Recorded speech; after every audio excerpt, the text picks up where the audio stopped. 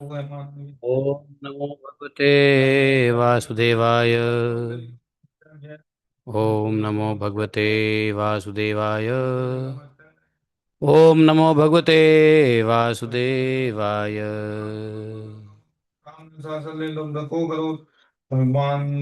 नारायणं नमस्कृत्यं नरं चैवं नरोत्तमं देवीं सरस्वतीं व्यासं ततो जयमुदीरये।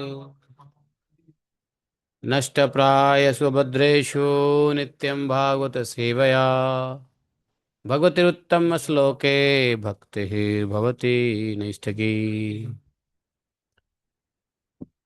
हरे कृष्णा। तो हम लोग 15वां चैप्टर पढ़ेंगे गीता का। प्रभु जी, अब वो प्रभु जी, अब वो देख रही है आप। आप आराम से करो, कंफर्टेबली, वो देख रही हैं। आप लाइव हैं यहाँ पे, आप ही का स्क्रीन चल रहा है। हाँ, लोग आपका दर्शन कर रहे हैं। आप आराम से कर लो, कोई बात नहीं। तो आज पहले हम लोग गीता पढ़ते हैं, तो गीता पढ़ लेते हैं और ब्रेक कर लो। ब्रेक का टाइम हो गया है, द्वादशी ब्रेक का टाइम हो गया है। 10 बजे तक है द्वादशी ब्रेक करने के लिए। तो 15वां चैप्टर निकाल लीजिए। अथ पंचदशो अध्यायः। श्रीभगवानुवाच। ऊर्ध्वमूलं अधः शाखम् अश्वत्थं प्राहुरव्ययम् छन्दांसि यस्य पर्णानि यस्तं वेद स वेदवित्। अधस्य ऊर्ध्वं प्रसिता शशाखा गुणा प्रवृद्धा विषया प्रवालाः। अधस्य मूलान्यनुसन्ततानि कर्मानुबन्धीनि मनुष्यलोके न रूपमस्येह तथोपलभ्यते नान्तो न चादिर्न च सम्प्रतिष्ठा। अश्वत्थमेनं सुविरूढमूलम् असङ्गशस्त्रेण दृढेन छित्त्वा ततः पदं तत्परिमार्तिगव्यं यस्मिन् गता न निवर्तन्ति भूय तमेव चाद्यं पुरुषं प्रपद्ये यत्तः प्रवृत्तिः प्रसिता पुराणे निर्माणमोहाजितसङ्गदोषा अध्यात्मनित्या विनिवृत्तकामाः द्वन्द्वैर्विमुक्ता सुखदुःखसङ्गे गच्छन्त्यमूढाः पद्माव्ययं तत् न तद्भासते सूर्यो न तद्भासते सूर्यो न शशाङ्को न पावकः।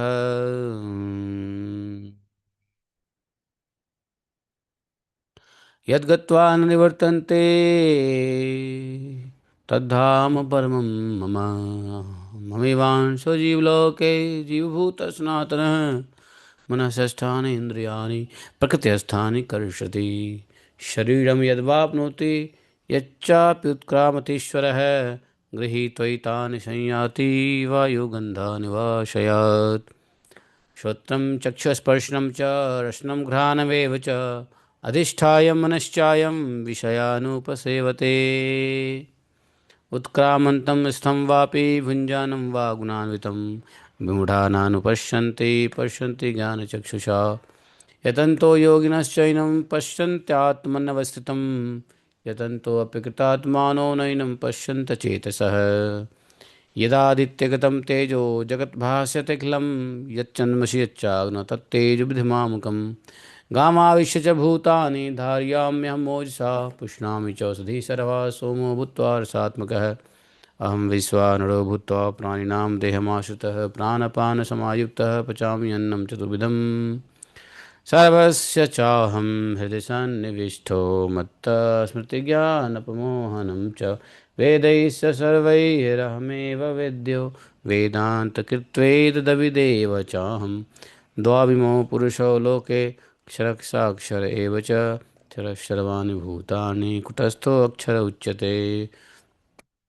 उत्तमा पुरुषत्वन्यः परमात्मेत्युदाहृतः यो लोकत्रयमाविश्य विवर्तव्य ईश्वरः। यस्मात् अक्षरमतीतोऽहम् अक्षरादपि चोत्तमः त्वस्मिन् लोके वेदे च प्रथितः पुरुषोत्तमः।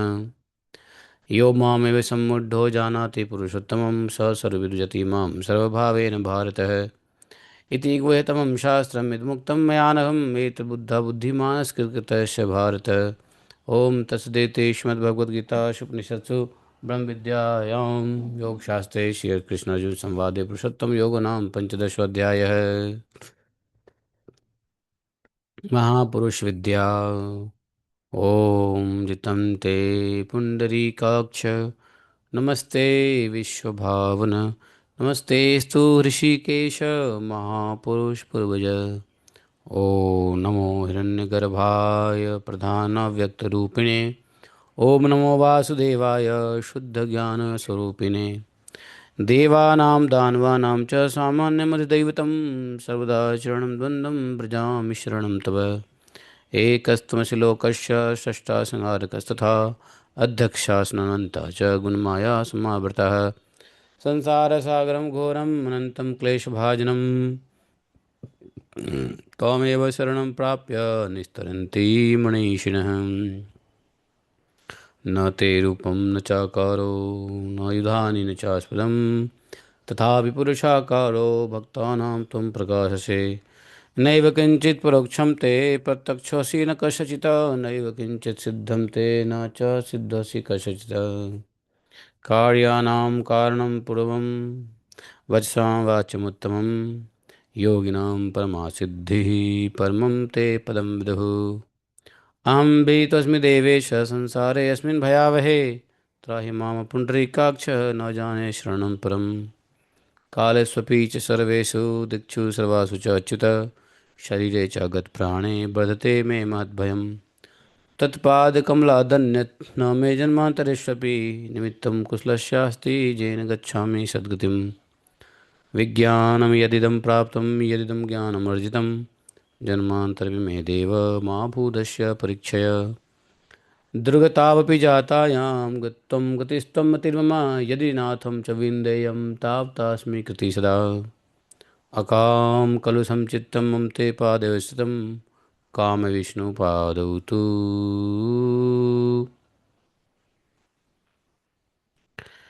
सर्वजन्मसु केवलं पुरुषस्य हरेः सुक्तं स्वर्ग्यं धन्यमिशस्करम् आत्मज्ञानमिदं पुण्यं योग्यानमिदं परम्। इत्येव मनया स्तुत्या स्तुत्वा देवं दिने दिने किं करोस्मीति चात्मानं देवा इव निवेदयेत्। देवा एव निवेदयेत्। हरे कृष्ण कृष्ण कृष्ण हरे हरे हरे राम राम राम हरे हरे। बोले ग्रंथराज श्रीमद् भागवत महापुराण की जय। ओम जन्मांधशतन्वयादितरतः चर्थे स्वविज्ञाश्वराठ तेने ब्रह्मर्यादिकवये मुह्यन्ति यत सूर्यः तेजो वारिमृदां यथा विनिमयो यतति सर्गो अमृषां धाम्ना सदा निरस्तकोकं सत्यं परं धीमहि। धर्मः प्रोजितकैतवत्र परमो निर्मत्सराणां सतां विद्यं अत्र वस्तु शिवदं तापत्रयोन्मूलनम्। श्रीमद्भागवत महामुनि कृते किं वा परडेश्वरः सद्यो हृदयवर्धत कृतभिः शुश्रूभिः तत्क्षणात् निगमकल्पतरोर्गलितं फलं सुखमुखादद्रवितसंयुतं पिबत भागवतं रसमालयं मुहुरहो रसिका भुवि भावुकाः।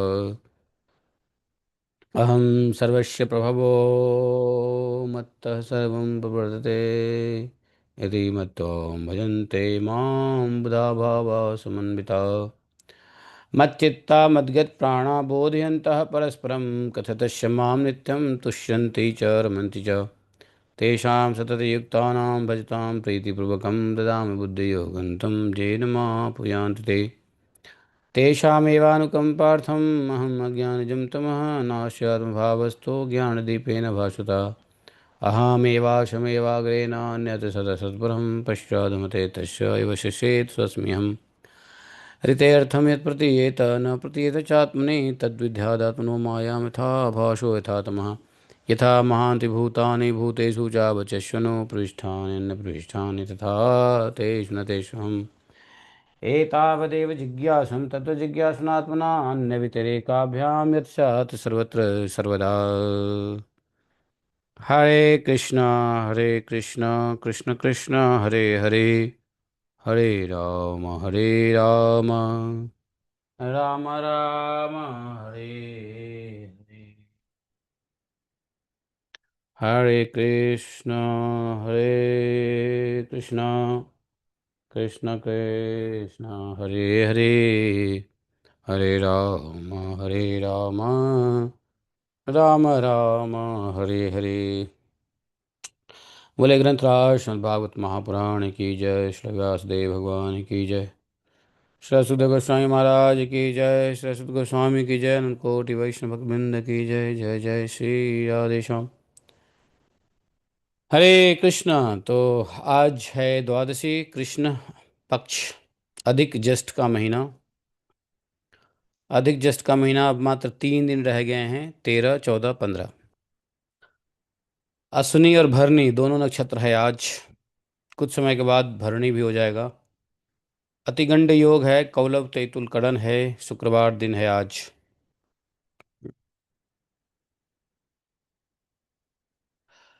भगवान की कृपा से लाइव कर पाना संभव हुआ है, क्योंकि सूर्य भगवान उदय हुए, सोलर से काम चल गया।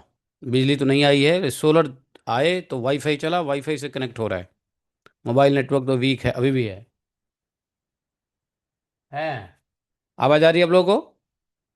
वाईफाई स्टेबल है, मोबाइल नेटवर्क वीक है, वाईफाई स्टेबल है ना?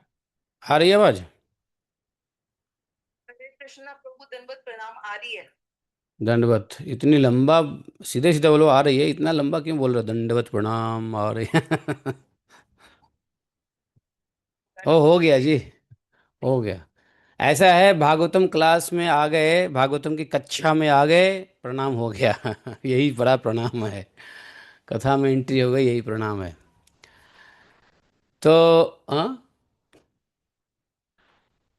तो मोबाइल नेटवर्क तो बहुत वीक है, मतलब ऑफ एंड ऑन जा रहा है, बट वाईफाई चल गया सोलर से, तो लाइव करना संभव हो गया। इसलिए देखो, भागवतम के समय आते आते सब ठीक हो जाता है ले दे के। है कि नहीं? जय हो, देवपुरी बाबा की जय। करेंगे आज नहीं, मैं तो मतलब इतनी अंधेरी में सब कथा शुरू कर दी है। हाँ, कथा तो ऐसे भी शुरू करते ही हम रिकॉर्ड कर लेते ऑफलाइन, है कि नहीं? बहुत बहुत- शायद आज कैंसिल है प्रोग्राम। हाँ, ऐसा मुझे भी लग रहा था, लेकिन हुआ क्या, जब धूप निकले ना तो हमने सोलर सिस्टम ऑन किया, तो सोलर पे बैकअप ले लिया और वाईफाई चालू हो गया। वाईफाई में कोई प्रॉब्लम नहीं है, मोबाइल नेटवर्क में अभी भी प्रॉब्लम है। अरे राधे राधे राधे, क्यों मुझे चने के झाड़ पे चढ़ा रहे हो ले देके?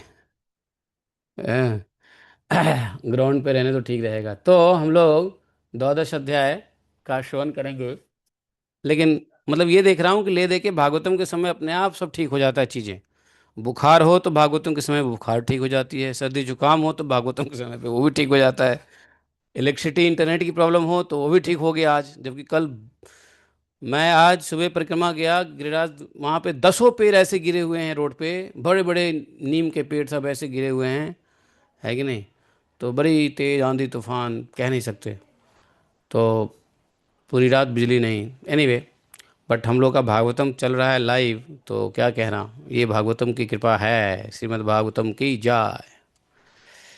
तो सुखदेव जी ने कहा, आगे हम लोग राम उपाख्यान कल हमने सुना, श्री राम उपाख्यान 9वें स्कंद के अंतर्गत जो 11वें और 10वें अध्याय हो, वो रामलीला है ब्रीफ में। अब आगे द्वादश अध्याय में अ, सुखदेव जी कह रहे हैं,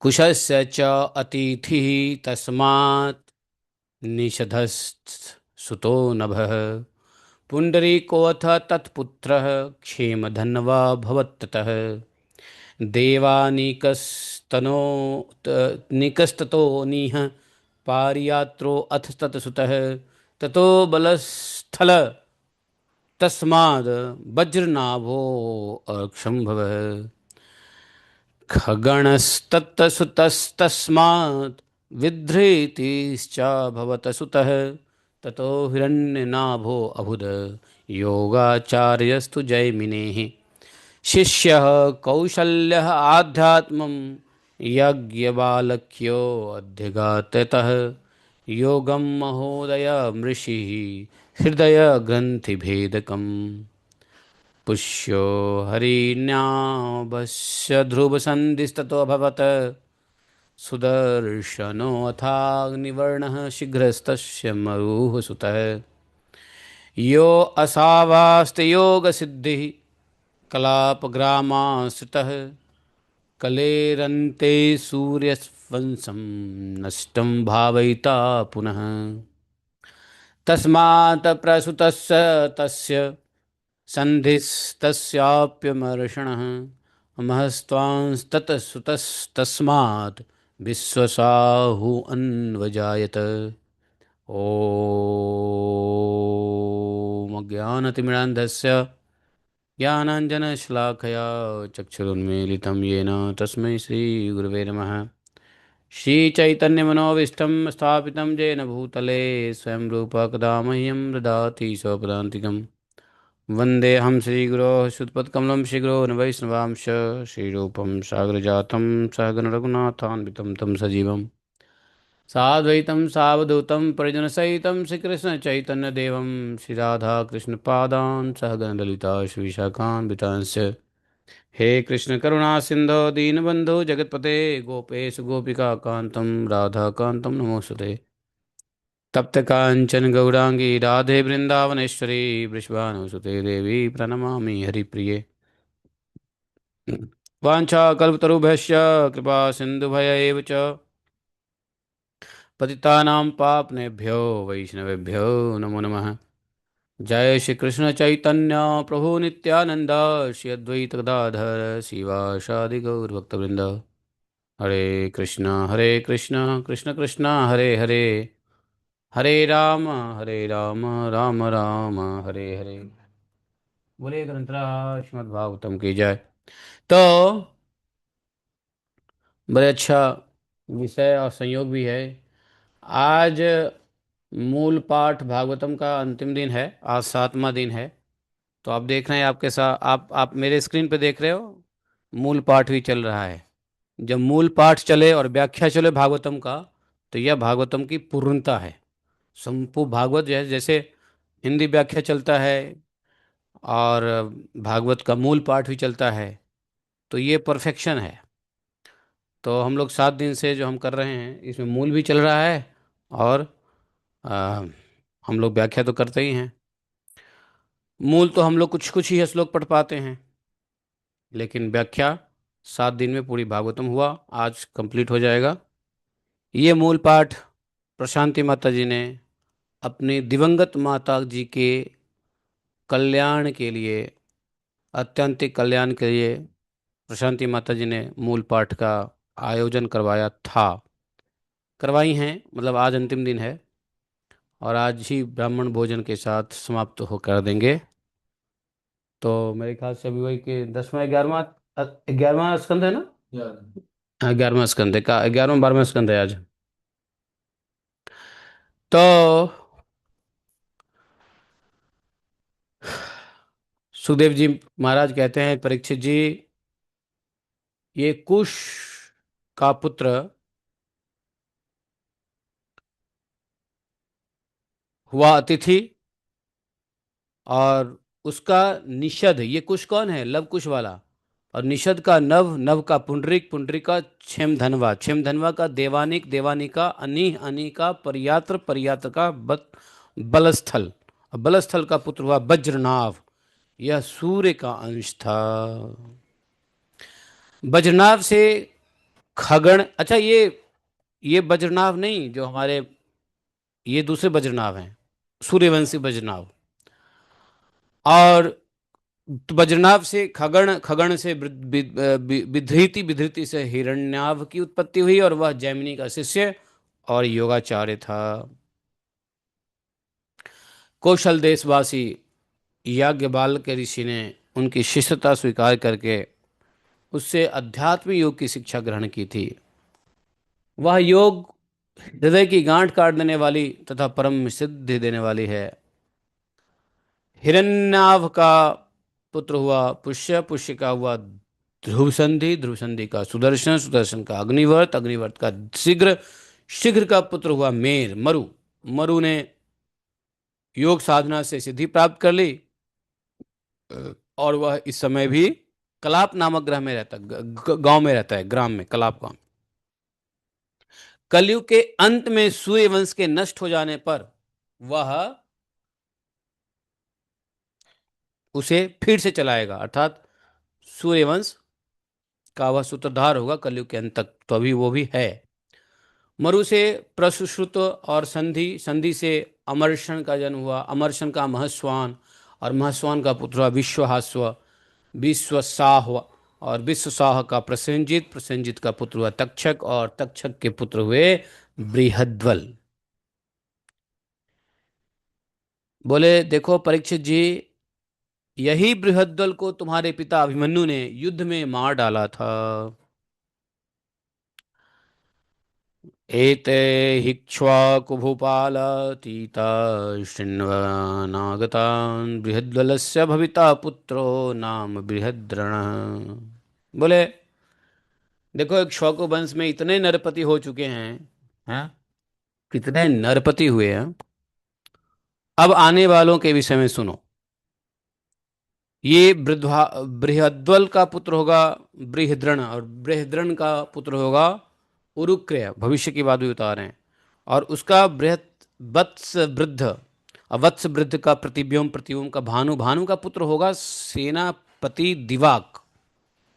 जिस समय यह कथा चल रही है उस समय तक तो बृहद्वल का पुत्र बृहद्वल थे। बृहद्वल को मारा था अ, कौन, अपना अभिमन्यु जी। और बृहद्वल के जो पुत्र हुए बड़े हुए, तो अब आगे के वंश के बारे में बता रहे हैं। दिवाक का पुत्र सहदेव, सहदेव का बृहदश्व, बृहदश्व का भानुमान, भानुमान का प्रतीकाश्व, प्रतीकाश्व का पुत्र होगा सुप्रतीक, होगा आने वाले। और सुप्रतीक का मरुदेव, मरुदेव का सुनत छत्र, सुनक छत्र का पुष्कर, पुष्कर का अंतरिक्ष, अंतरिक्ष का होगा सुतपा, और उनका पुत्र होगा अमित्रजीत। अमित्रजीत से बृहद्राज, बृहद्राज से बर्ही, बर्ही से कृतंजय, कृतंजय से रंजय, रंजय से संजय पुत्र उत्पन्न होगा। और संजय का पुत्र होगा शाक्य, और उसका पुत्र होगा सुद्वोध, और सुद्वोध का लांगल, लांगल, लांगल का प्रसेनजित, और प्रसेनजित का पुत्र होगा क्षुद्रक, क्षुद्रक से रणक, रणक से सूरत, सूरत से इस वंश के अंतिम राजा सुमित्र का जन्म होगा।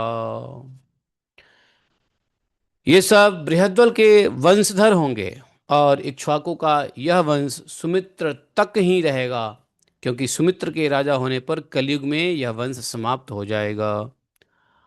और कलयुग के अंत में ये जो चिरंजीवी है वो पुनः इस वंश को उत्पन्न करेंगे। यहाँ पे इक्ष्वाकु वंश का जो वर्णन है द्वादश अध्याय तक हुआ है। अब देखो उसके बाद इक्ष्वाकु के पुत्र निमि थे। निमि इक्ष्वाकुतनयो वशिष्ठम वृत्तत्वर्जितम। तो निमि को किसने किया था? यज्ञ, यज्ञ आरंभ करके यज्ञ से प्राप्त किया था ना, किसने? महर्षि वशिष्ठ जी ने ऋतुज के रूप में वर्ण किया था। वशिष्ठ जी ने कहा कि राजन इक्ष्वाकु को, इंद्र अपने यज्ञ के लिए मुझे पहले ही वर्ण कर चुका है, तो एक काम को ना सुनो, उनका यज्ञ पूरा करके मैं तुम्हारे पास आऊंगा, तब तक तुम मेरी प्रतीक्षा करना। ये निमि को बोला, इक्ष्वाकु के पुत्र निमि को कहा। वो यज्ञ करना चाहते थे, और यज्ञ के लिए उन्होंने महर्षि वशिष्ठ को ऋतुज के रूप में पुरोहित बनाया था।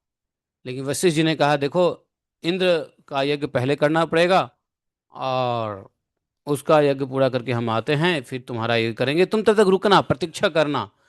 निमि चुप हो रहे, निमि यह बात सुन करके चुप हो करके बैठ गए।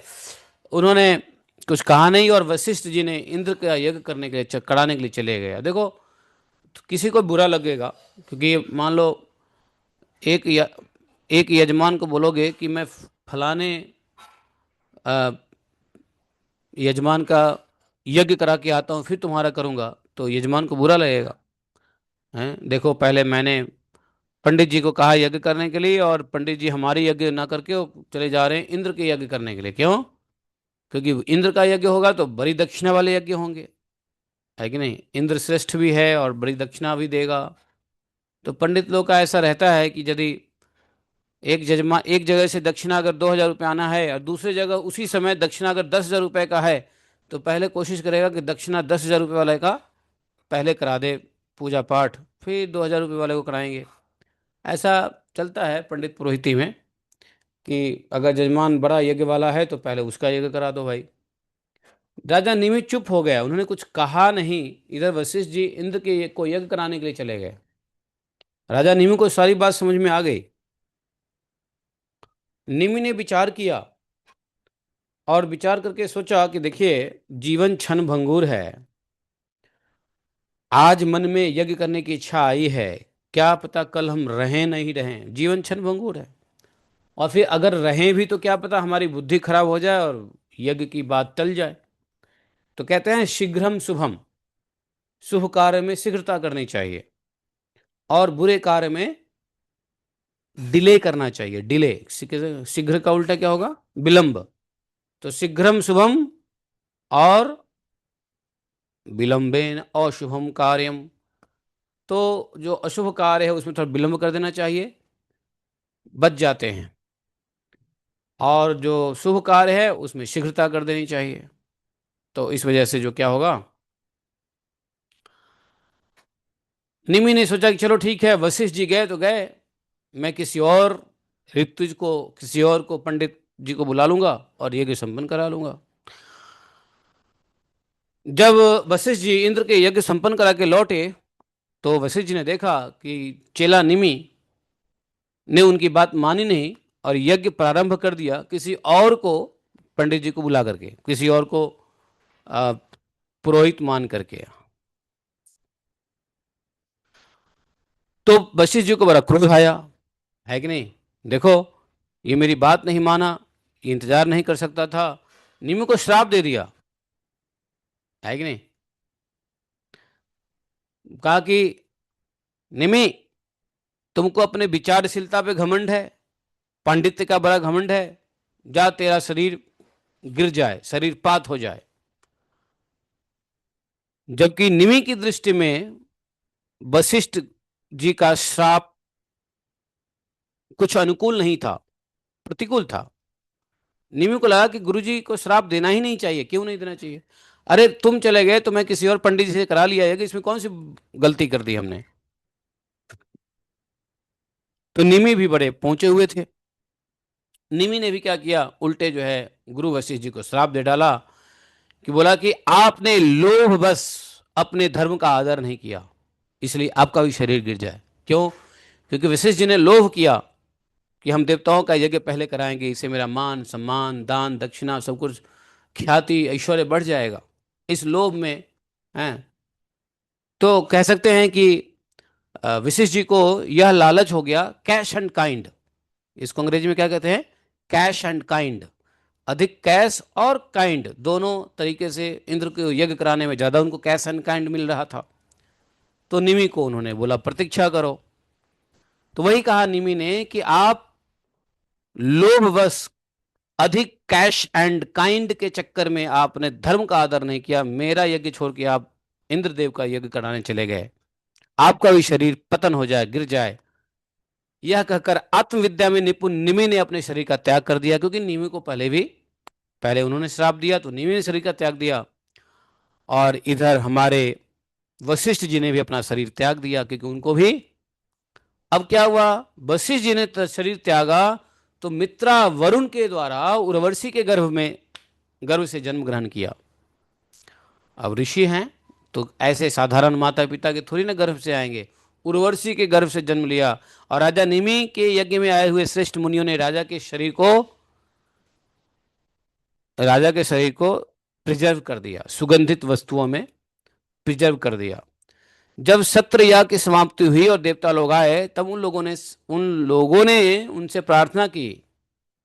बोले कि देखो महानुभावों, आप लोग समर्थ हो, यदि आप प्रसन्न हैं तो राजा निमि का यह शरीर पुनः जीवित हो उठे। देवताओं ने कहा हाँ ठीक है, क्यों नहीं, ऐसा ही होगा। तो निमि ने तो शरीर छोड़ दिया, लेकिन पंडितों ने जो यज्ञ कंटिन्यू किया, यज्ञ को समाप्त किया, सभी देवताओं का उनका यज्ञ भाग दिया। देवता लोग प्रसन्न हो गए। तो प्रसन्नता में भाई क्या चाहिए, तो सबने यही कहा कि अगर आप प्रसन्न हैं तो ये निमि का जो शरीर है वो पुनः जीवित कर दीजिए। देवता प्रसन्न थे ही यज्ञ से, बोले ठीक है, उसको हमने जीवित किया। और उस समय निमि ने क्या कहा, निमि ने कहा सुनो, मुझे देह का बंधन नहीं चाहिए। विचारशील मुनिजन अपने बुद्धि को पूर्ण रूप से श्री भगवान में ही लगा देते हैं और उन्हीं के चरण कमलों का भजन करते हैं। एक न एक दिन यह शरीर अवश्य ही छूटेगा, और इस भय से भीत होने के कारण वे इस शरीर का कभी संयोग नहीं करना चाहते हैं। वे तो मुक्त ही होना चाहते हैं। अब मैं शोक, दुख, भय के मूल कारण इस शरीर को का धारण नहीं करना चाहता। जैसे जल में मछली के लिए सब जगह मृत्यु का अवसर है, मछली जल में सुरक्षित नहीं है, हर जगह मृत्यु ही मृत्यु घूम रही है।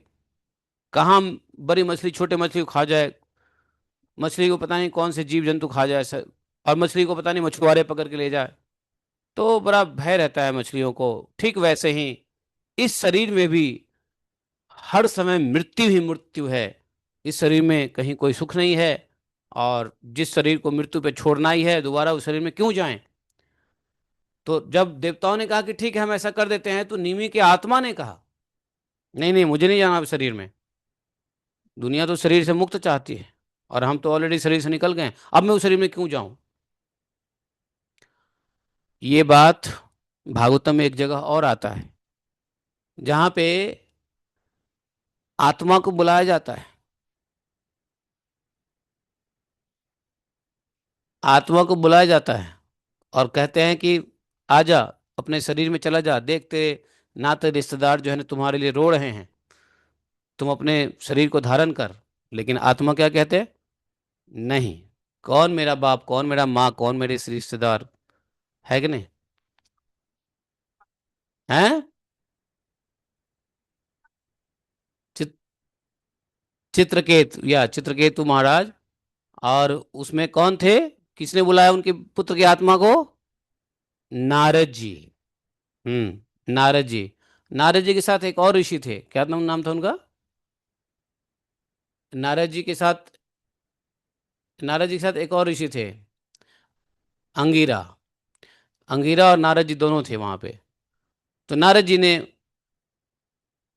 यही ज्ञान दिया। तो वहां पे जो बात आत्मा ने कही, वही बात यहाँ पे बोल रहे कौन, ये निमि के आत्मा ने कहा कि ना ना ना ना, मुझको शरीर नहीं चाहिए, मुझको देह का बंधन नहीं चाहिए। अरे बड़े मुश्किल से तो देह का बंधन से छुटा हूं, और दोबारा बंधन में क्यों जाऊं।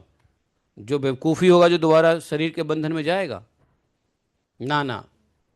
मैं तो भगवान के चरण कमलों का भजन, जो जो ज्ञानी लोग होता है वो तो देखो भगवान के चरण कमलों का ही भजन करता है। किस लिए, बंधन से छूटने के लिए, शरीर बंधन से छूटने के लिए। शरीर बंधन सिर्फ भगवान के भजन से ही छूट सकता है, नहीं तो एक शरीर से दूसरा शरीर, दूसरा शरीर से तीसरा शरीर, तीसरा शरीर से चौथा शरीर, ये शरीर बदलता रहेगा। तो एक न एक दिन तो शरीर छूटना ही है, और फिर दूसरा शरीर पकड़ना है। मैं अब इस शरीर में जाने वाला, शरीर का संयोग नहीं चाहता, मैं मुक्ति चाहता हूं। यहां तक कि भगवान ने जब हरि ने जब गजेंद्र को बचाया, तो गजेंद्र को बचाने के बाद ठीक है गजेंद्र, अब तुम बच गए, अपना जीवन जियो, जाओ फिर हाथियों हथनियों के साथ खूब खेलो ऐश करो, अब तो बचा लिया। लेकिन गजेंद्र ने अपनी प्रार्थना में क्या कहा था, ना ना ना ना, उसने प्रार्थना में बहुत अच्छी बात कही थी। गजेंद्र मोक्ष के प्रार्थना में वो श्लोक है, अ, न जानू हाव, ऐसा करके श्लोक है, जिसमें गजेंद्र कहता है, वो श्लोक बहुत बढ़िया है। अ, नैच्छामि कालेन, नैच्छामि कालन विप्लस तस्य, मतलब वो कह रहा है कि मेरी कोई इच्छा नहीं है कि मैं पुनः इस तामसी शरीर में रहूं, है कि नहीं। तामसी शरीर में मुझे, इस तामसी घोर अंधकार शरीर में मुझे, हाथी के शरीर में मुझे पुनः दोबारा नहीं प्रवेश करना। दोबारा मुझे मतलब शरीर के सुख दोबारा नहीं चाहिए हमें, ये नाते रिश्ते हथनी हथनी ये सब नहीं चाहिए। तामसा वृतो अन्या, जो शरीर अंदर और बाहर दोनों से तामस से भरा हुआ है ना। तो कहने का तात्पर्य यह है कि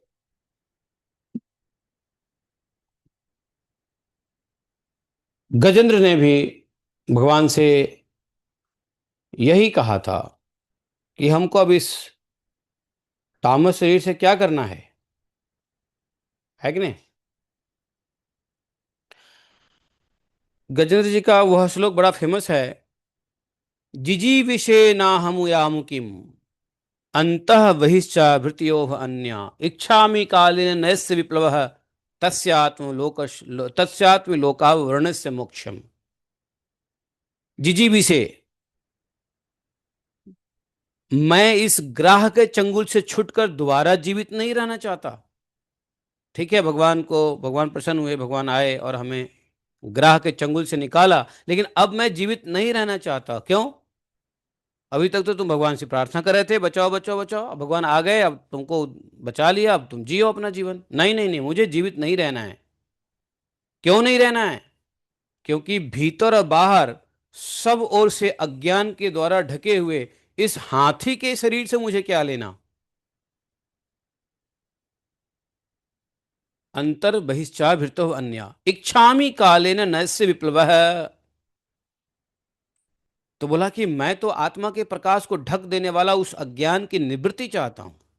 तो आत्मा के प्रकाश को कौन ढकता है? अज्ञान की, अर्थात माया के वह आवृत्ति, वो पर्दा, उससे निवृत्ति चाहता हूं, शरीर से निवृत्ति चाहता हूं, जिसका काल क्रम से अपने आप नाश नहीं होता। देखो, अज्ञान का, माया का, अज्ञान मतलब माया, माया मतलब अज्ञान, तो माया की जो निवृत्ति है, अज्ञान की जो निवृत्ति है, वो काल क्रम से अपने आप नाश कभी नहीं होता है। तो कब होता है? बोले भगवान की दया जब होती है, भगवान के दया से अथवा भगवत ज्ञान से वह माया नष्ट होता है। तो भगवत ज्ञान कब होगा? जब भगवान की ही दया होगी, भगवान की कृपा होगी, तभी तो भगवत ज्ञान होगा। तो भगवान की दया अथवा भगवत ज्ञान, दोनों बात कहा। तो ये हम जो है ऐसे शरीर को, ऐसे अज्ञान जनित माया शरीर को हम दोबारा से नहीं पकड़ना चाहते हैं, क्योंकि यह आत्मा के प्रकाश को ढक देता है। तो अभी मौका है इस शरीर से निकलने का। तो जब हम शरीर में, हम आत्मा जब शरीर में रहता है, तभी हम शरीर शरीर शरीर शरीर करते हैं, या शरीर से मेरी लगावत तब तक है जब तक हम इसी शरीर के अंदर में ढक करके, जब आत्मा की प्रकाश, जब जब आत्मा का प्रकाश जब बिल्कुल ढका होता है, जब आत्मा का प्रकाश ढका रहेगा, तो चारों ओर अंधेरा रहेगा। तो अंधेरा क्या है? वही तो अज्ञान है, यही तो मोह है, यही तो माया है, यही तो शरीर है। एक बार जब आत्मा प्रकाश में आ गया, शरीर से निकल गया, तो वह आत्मा उस शरीर में नहीं जाना चाहेगा। लेकिन जब तक वह आत्मा उस शरीर में रहता है, तो शरीर से एंजॉय करता है। लेकिन सब शरीर से वापस से कौन आत्मा जाएगा? तो इसलिए यहां पे निमि जी ने, जो देवता चाह रहे थे कि भाई ठीक है, इसको पुनः जीवित कर दिया जाए, तो देवताओं ने कहा, मुनियों देखो, राजा निमि बिना शरीर के ही प्राणियों के नेत्रों में अपनी इच्छा के अनुसार निवास करें। अब शरीर तो नहीं लेना चाह रहे हैं, तो बोले कि ठीक है, अगर शरीर धारण नहीं करेंगे तो राजा निमि क्या करेंगे, बिना शरीर के ही प्राणियों के नेत्र में ही अपनी इच्छा के अनुसार निवास करें। इसलिए निमि कैसे नेत्र में रहेंगे, सूक्ष्म शरीर से नेत्र में रहें और सूक्ष्म शरीर से भगवान का चिंतन करते रहें। जब पलक उठता और गिरता है ना, उससे पता चलेगा कि निमि है। तो जैसे हम लोग पलक झपकाते हैं ना, तो समझिए निमि का अस्तित्व तो है। और निमि करते क्या है, वो सूक्ष्म रूप से भगवान की भजन करते रहते हैं, शरीर में नहीं है, बस जीवों के पलक में, मनुष्य के पलक के ऊपर आ गए। इसीलिए जितने समय में हम पलक झपकाते हैं उस समय को क्या कहते हैं पता है, निमेश। जिसने हम पलक जितना झपकाते हैं ना, उतने क्षण के लिए उसको निमेश कहते हैं।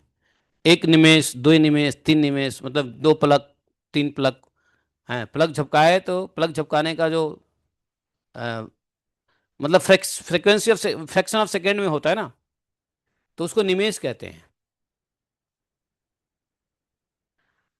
इसके बाद महर्षियों ने यह सोचकर कि राजा के न रहने पर लोगों में अराजकता फैल जाएगी, राजा शरीर से रह नहीं रहेगा, पलक में सूक्ष्म रूप, अब शरीर नहीं लिया, सूक्ष्म शरीर धारण कर लिया और सभी के जीवों के पलक में आ गया, तो वास्तव में शरीर में तो राजा नहीं है।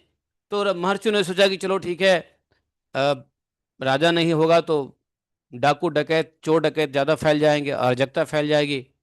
तो क्यों ना करें कि निमि के शरीर से मंथन करते हैं, और मंथन से एक कुमार उत्पन्न हुआ।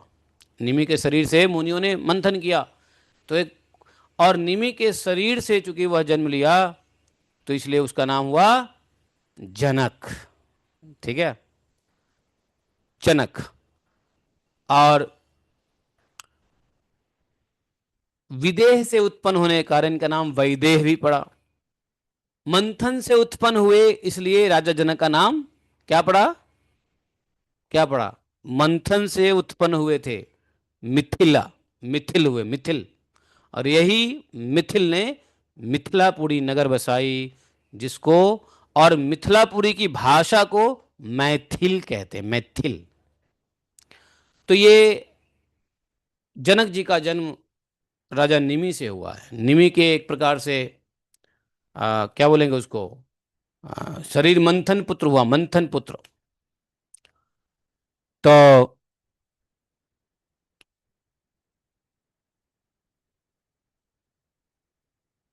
परीक्षित जी, जनक, जनक की उत्पत्ति की कथा हो। अब जनक जी का पुत्र हुआ उदावसु, और उदावसु का पुत्र हुआ नंदीवर्धन, नंदीवर्धन का हुआ सुकेतु, उसका देवरात, देवरात का बृहद्रथ, बृहद्रथ का महावीर, महावीर का पुत्र हुआ सुधृति, सुधृति का धृष्टकेतु, धृष्टकेतु का हर्ष्व, हर्यश्व, और उसका पुत्र मरु हुआ।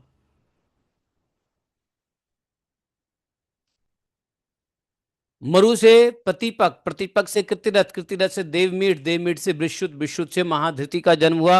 अब महाधृति का कृतिरात, कृतिरात का मनो महारोमा, महारोमा का स्वर्ण रोमा, और स्वर्ण रोमा का पुत्र हुआ हर्षरोमा, हर्षरोमा का पुत्र हुआ महाराज शीरध्वज।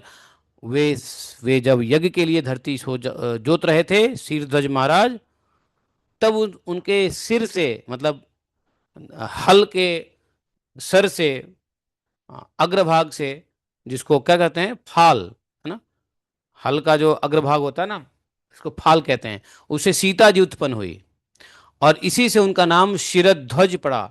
शिरध्वज के पुत्र हुए कुशध्वज, कुशध्वज के धर्मध्वज, धर्मध्वज के दो पुत्र हुए कृतध्वज और मित्रध्वज, कृतध्वज के केशध्वज और मित्रध्वज के खांडिक्य हुए। परीक्षित जी, ये केशध्वज आत्मविद्या में बड़ा प्रवीण थे। देखो कितने राजा होते हैं, और उन राजाओं के संतति में, लीनेज में, कोई ना कोई एक राजा ऐसा होता है जो ब्रह्म विज्ञानी होता है। तो खांडिक्य भी ब्रह्मज्ञानी थे, आत्मविद्या में, ब्रह्म विद्या में। हम्म? और इनको कर्मकांड का भी ज्ञान था, मर्मज्ञ थे कर्मकांड के। वह केशी ध्वज से भयभीत होकर भाग गया। कौन? खांडिक्य। खांडिक्य कर्म कांड के थे और केशव ध्वज जो है ब्रह्म कांड के। तो केशव ध्वज से भयभीत होकर के केशव ध्वज का पुत्र हुआ भानुमान, भानुमान का वो शतद्युम्न। इस प्रकार से शतद्युम्न से सुचि, सुचि से शनद्वार, शनद्वार से ऊर्ध्वकेतु, ऊर्ध्वकेतु से अज, अज से पुरुजित, पुरुजित से अरिष्टनेमि, अरिष्टनेमि से श्रुतायु, श्रुतायु से सुपार्श्वक, सुपार्श्वक से चित्ररथ, चित्ररथ से मिथिलापति क्षेमिका का जन्म हुआ। तो आप लोग जानते हो कि सीता जी किसकी पुत्री हुई? राजा जनक की। लेकिन जनक कोई राजा नहीं का नाम नहीं है। जनक तो उस राज सिंहासन का नाम है, समझे? वास्तव में सीता जी को जो प्राप्त किया, उस जनक के सीट पे बैठने वाला राजा का नाम था शिरध्वज, है कि नहीं?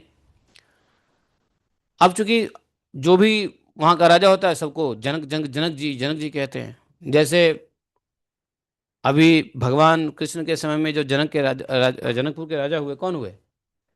जिसको राजा जनक ही कहा जाता है, लेकिन कौन हुए? बहुलाश्व। बहुलाश्व थे भगवान कृष्ण के समय, जिसको नारद जी ने आकर के भगवान के लीला का वर्णन किया था। और बाद में भगवान भी गए थे बहुलाश्व से मिलने के लिए।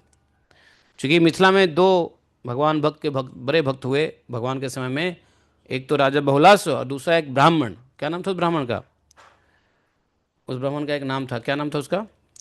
तो ये दोनों जो थे बहुलाश्व और ब्राह्मण, दोनों भगवान के बड़े भक्त थे। और भगवान एक ही समय दोनों के घर जाकर के मुलाकात भी किया, द्वारका से गए थे। तो इस प्रकार से देवमीट से विश्रुत, कृतिरथ से देवमीट उत्पन्न हुए, प्रतिपक से कृतिरथ, मेरु से प्रतिपक उत्पन्न हुए थे। और देवमीट से विश्रुत, विश्रुत से महाधृति का जन्म हुआ। और महाधृति का कृतिरात, कृतिरात का महारोमा, महारोमा का स्वर्णरोमा, स्वर्णरोमा का पुत्र हर्षरोमा, हर्षरोमा का पुत्र हुआ महाराज सिरध्वज थे। देखा ना, यही सिरध्वज सीता जी के वो थे। अब पिताजी, इसके बाद चित्ररथ से मिथिलापति क्षेमधि का जन्म हुआ। क्षेमधि से समरथ, समरथ से सतरथ, सतरथ से उपगुरु, उपगुरु से उपगुप्त नामक पुत्र हुआ। और यह अग्नि का अंश था, उपगुप्त। उपगुप्त का वश्वनंत, वश्वनंत का पुत्र हुआ युयुद्ध, युद्ध का पुत्र सुभाषण, सुभाषण का पुत्र हुआ श्रुत। श्रुत से जय पुत्र उत्पन्न हुआ, जय का विजय हुआ, विजय का ऋत नाम का पुत्र उत्पन्न हुआ, ऋत का शुनक, शुनक का वितव्य, वितहव्य का धृति, धृति का बहुलाश्व, बहुलाश्व का कृति। देखा, यही बहुलाश्व है। ये धृति का बहुलाश्व है, जो भी बताया ना भगवान श्री कृष्ण के समय में आए। अब बहुलाश्व के पुत्र हुए कृति, कृति का पुत्र हुआ महावशी। तो ये मिथिला के वंशों में उत्पन्न सभी नरपति क्या कहलाए? मैथिल कहलाए। ये सब के सब आत्मज्ञान से संपन्न एवं गृहस्थ आश्रम में रहते हुए भी सुख दुख आदि द्वंद्वों से मुक्त थे। एक बात बताऊं, ये राजा जनक का जो जो पोजीशन था, उस पोजीशन में बैठने वाला कोई भी राजा वो विदेह कहलाया, क्योंकि वो सुख दुख आदि द्वंद्वों से मुक्त थे। ये ये मिथिला के जनक, जनक की गद्दी ही ऐसी थी कि उसके ऊपर जो भी बैठेगा वो भगवान का भक्त हो रहेगा, और ज्ञानी रहेगा, आत्मज्ञानी रहेगा, ब्रह्मज्ञानी रहेगा, और सुख दुख के द्वंद्वों से मुक्त रहेगा। अर्थात शरीर में रहते हुए मुक्त रहेगा वो, आश्रम में, गृहस्थ आश्रम में रहते हुए भी क्यों ना हो। अरे यज्ञ बालक के आदि बड़े बड़े योगेश्वरों ने जो इन पर कृपा जो की थी, तो ये धृति का बहुलाश्व, अब यही बहुलाश्व है जो भगवान श्री कृष्ण के समय में थे। और यही इसी बहुलाश्व से भगवान मिलने भी गए थे। और ये जनक लोग जो है ना, ये जनक लोग कोई बहुत बड़ा पदवी है। और जनक एक प्रकार का महाजन भी है। जनक क्या है? महाजन है। तो महाजन में बाकी 13 12 महाजन में 11 महाजन तो चलो इंडिविजुअल लेवल पे महाजन हैं ही, लेकिन जनक एक ऐसे महाजन हुए जिनके ऊपर कोई भी राजा बैठता तो उसको भगवत ज्ञान संपूर्ण रहता था, है कि नहीं? तो ऐसी कृपा थी योगेश्वरों याज्ञवल्क्य की। यज्ञ बालक वैसे ही बड़े प्रकांड विद्वान थे। हम लोग पढ़ते थे तो यज्ञ बालक के कुछ कोटेशन हम लोग को संस्कृत में पढ़ाया जाता था। यज्ञ बालक के का कुछ संस्कृत में कोटेशंस आते थे, सुभाषितानी, बड़े अच्छे होते थे वो। तो इस प्रकार से जो है निमि वंश का वर्णन हुआ। तो निमि वंश, ये जो ये जो जो जनक जी हुए, मिथिला मैथिल, मिथिला नगरी, ये सब उत्पत्ति हुआ निमि के वंश से। और निमि के कौन सी वंश से? निमि के मरे हुए शरीर से, के मथने से इन लोग का जन्म हुआ। बिना देह का जन्म हुआ, इसलिए इनको विदेह भी कहलाए। तो ये तो चले गए सीता जी के, सीता जी उसी वंश में आई थी। तो सूर्य वंश का वर्णन जो है यहाँ पे कर दिया गया। तो 13वें अध्याय तक जो है वो सूर्यवंश का वर्णन है। और 14वें अध्याय चंद्रवंश का वर्णन शुरू हो जाता है। 14वें अध्याय में, 14वें अध्याय में देखो, परीक्षित जी को कहते हैं सुखदेव जी महाराज, अथातः श्रूयताम राजन वंशः सोमस्य पावनः यस्मिन् नैलादयो भूपा कृत्यन्ते पुण्यकीर्तयः सहस्रशीर्षः पुंसो नाभिहृद सरोरुहत् जातस्यासीत् सुतो धातुः त्रिः पितृ समो गुणैः। सुखदेव जी कहते हैं परीक्षित जी, अभी तक तो हमने आपको सूर्यवंश का वर्णन किया, अब मैं आपको चंद्रवंश के पवित्र वंश का वर्णन करता हूं। चंद्रमा के, चंद्रवंश, इस वंश में बड़े बड़े पवित्र कीर्ति राजा हुए हैं। जैसे पुरुरवा, हजारों सिर वाले विराट पुरुष नारायण के नाभि सरोवर के कमल से ब्रह्मा जी की उत्पत्ति हुई। ब्रह्मा जी के पुत्र हुए अत्रि, और वे अपने गुणों के कारण ब्रह्मा जी के ही समान थे। अत्रि जी ब्रह्मा जी के ही समान थे। उन्हीं अत्रि के नेत्रों से अमृतमय चंद्रमा का जन्म हुआ। अत्रि के नेत्र से चंद्रमा का जन्म हुआ। और ब्रह्मा जी ने चंद्रमा को ब्राह्मण, औषधि और नक्षत्रों का अधिपति बना दिया। तो आपने देखा सूर्यवंश भी ब्रह्मा जी से शुरू होता है, और चंद्रवंश भी ब्रह्मा जी के ही जो अत्रि नामक पुत्र थे उनसे शुरू हुआ। तो इस चंद्रमा की उत्पत्ति हुई तो चंद्रमा को ब्राह्मण, औषधि, औषधि का मतलब हुआ सभी प्रकार के वनस्पति, चाहे वो अन्न हो चाहे कोई भी हो, अन्न और सभी प्रकार के जो पेड़ पौधे होते हैं, लता फता पेड़ पौधे, सब औषधि में आता है। तो ब्राह्मण, औषधि और नक्षत्रों का अधिपति बना दिया। कौन, किसको? चंद्रमा को। तो अब क्या हुआ कि चंद्रमा ने तीनों लोकों पर विजय प्राप्त किया और राजसूय यज्ञ किया। कालचक्र एक तरफ टिकते नहीं है, कालचक्र बदलता रहता है। अब समय आया चंद्रमा का। चंद्रमा तीनों लोकों पर विजय प्राप्त किया, राजसूय यज्ञ किया। अश्वमेध नहीं, यज्ञ नहीं किया, ध्यान दो, अश्वमेध यज्ञ नहीं, राजसूय यज्ञ किया। और राजसूय यज्ञ करने से चंद्रमा का थोड़ा घमंड बढ़ गया। और घमंड जब बढ़ गया तो भगवान की क्या लीला हुई कि चंद्रमा ने अपने ही गुरुजी बृहस्पति जी की पत्नी, नाम क्या था? तारा, तारा को हर लिया। बताओ, घमंड में इतनी बुद्धि खराब हो गई कि अपने अपने ही नहीं, पूरे देवता के गुरु बृहस्पति की पत्नी तारा को ही हर लिया, गुरु माता को ही हर लिया। देवगुरु बृहस्पति ने अपनी पत्नी को लौटाने के लिए उसे बार बार याचना की, परंतु वे इतने मतवाले हो गए कि उन्होंने किसी प्रकार उनकी पत्नी को नहीं लौटाया। ऐसी स्थिति में उसके लिए देवता और दानव में घोर संग्राम छिड़ गया। अच्छा, ये बृहस्पति कौन थे? गुरु थे तो ब्राह्मण ही थे ना। अब ब्राह्मणों के अधिपति बना दिया किसको? चंद्रमा को। तो चंद्रमा को लगा कि ए ब्राह्मण क्या है, ब्राह्मण तो मेरा चेला चपाटी है, मैं तो उसका अधिपति हूँ। जबरदस्ती छोटे मोटे ब्राह्मण नहीं, गुरु बृहस्पति उच्च कोटि के ब्राह्मण को, पत्नी को हर लिया, इतने मतवाला हो गया। बृहस्पति जी ने देखा कि चंद्रमा तो बहुत बलवान है क्योंकि अधिपति है ब्राह्मणों का, लड़ तो सकते नहीं है। अनुनय विनय, हाथ पैर जोड़ करके कोशिश किया, प्रार्थना किया कि पत्नी को लौटा दो। चंद्रमा ने उनकी पत्नी को नहीं लौटाया। ऐसी परिस्थिति में उसके लिए देवता और दानव में घोर संग्राम छिड़ गया। शुक्राचार्य जी उसी समय, संजोग से उसी समय जिस समय ये घटना हुआ उसी समय देवासुर संग्राम भी छिड़ गया। शुक्राचार्य जी ने बृहस्पति जी के द्वेष से असुरों के साथ चंद्रमा का पक्ष लिया, क्योंकि शुक्राचार्य जी देवता के दैत्य के गुरु थे और बृहस्पति जी देवता के। तो अपने अपने बराबरी में होती है ना द्वेष। तो शुक्राचार्य जी बृहस्पति जी से द्वेष करते थे और बृहस्पति जी की पत्नी थी चंद्रमा के पास। तो चंद्रमा का पक्ष लिया शुक्राचार्य ने कि चंद्रमा तुम सही कर रहे हो, उसकी पत्नी को वापस मत करना।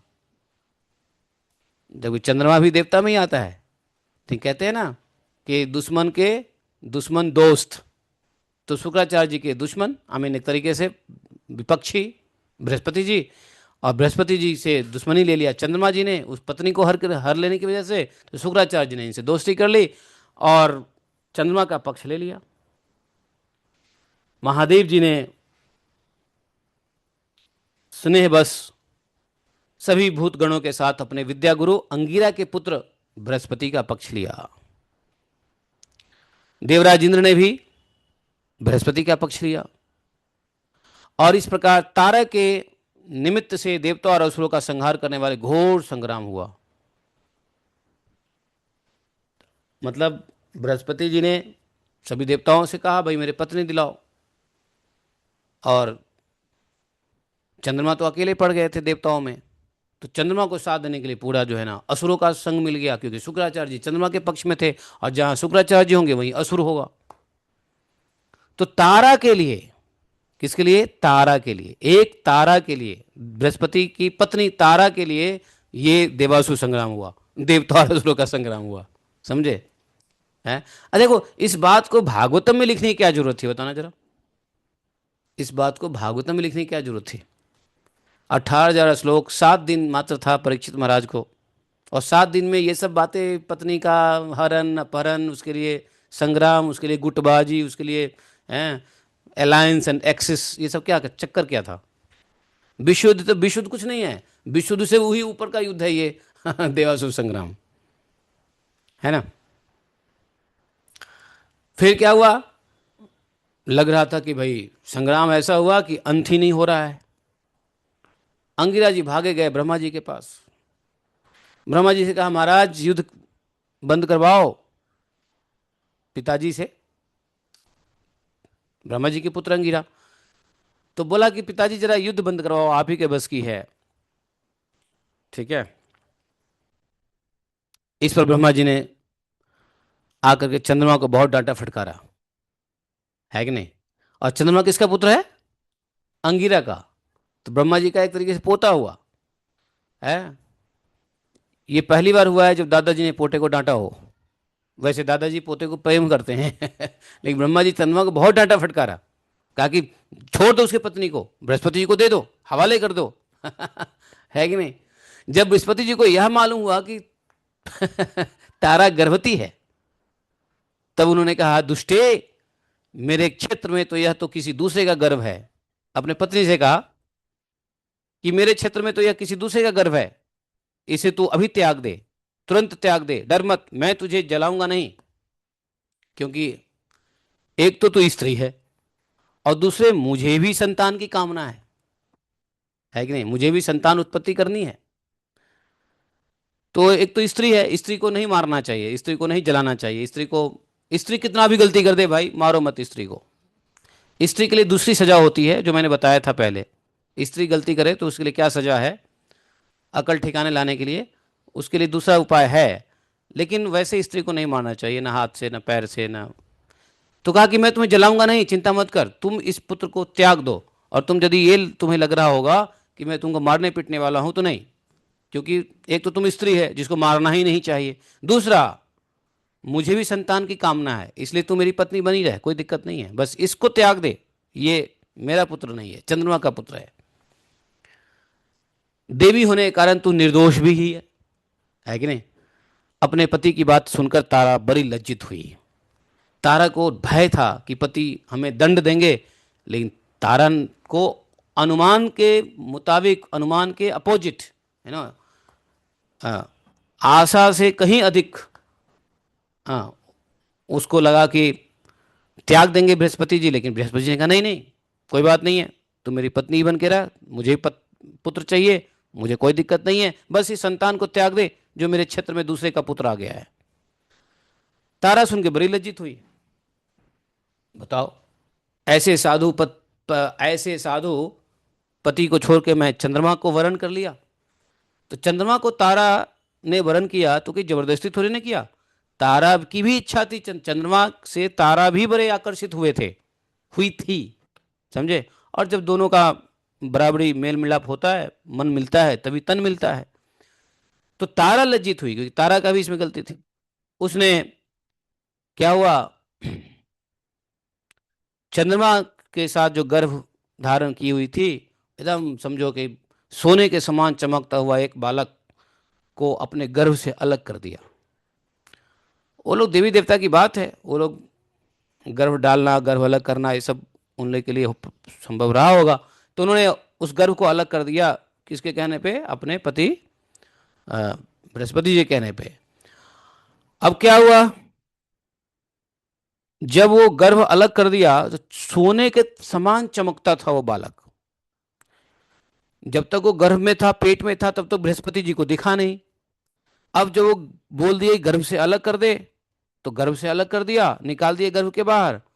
तो इतना चमकता हुआ बालक को देख करके बृहस्पति को मोह हो गया। नहीं नहीं, अरे ये बच्चा हमें चाहिए, जबकि अभी थोड़ी देर पहले कह रहे हैं कि नहीं ये बच्चा मेरा नहीं है, मुझे नहीं चाहिए, तू निकाल दे, वरना वरना क्या हो जाएगा भगवान जाने। तो अब बच्चा जब अलग कर दिया तो चंद्र, बृहस्पति और चंद्रमा को दोनों बड़े मोहित हुए, और दोनों चाहने लगे कि यह मुझे मिल जाए तो यह मुझे मिल जाए तो यह मुझे मिल जाए। समझे। अब क्या हुआ, अभी पत्नी के लिए लड़ाई चल रहा था कि पत्नी को लौटा दो, ठीक है। अब किसके लिए लड़ाई होने लगा, अब लड़ाई होने लगा कि ये पुत्र मेरा है। चंद्रमा कहता है नहीं ये मेरा पुत्र है, वो कहते नहीं नहीं, ये मेरे पत्नी के घर में है, पत्नी मेरे पास है, अब ये मेरा पुत्र है। अब क्या हुआ, एक दूसरे से इस प्रकार जोर जोर से झगड़ा करने लगे आपस में। यह तुम्हारा नहीं है मेरा है, तुम्हारा नहीं है मेरा है, मेरा नहीं तुम्हारा, ऐसा। ऋषियों और देवताओं ने,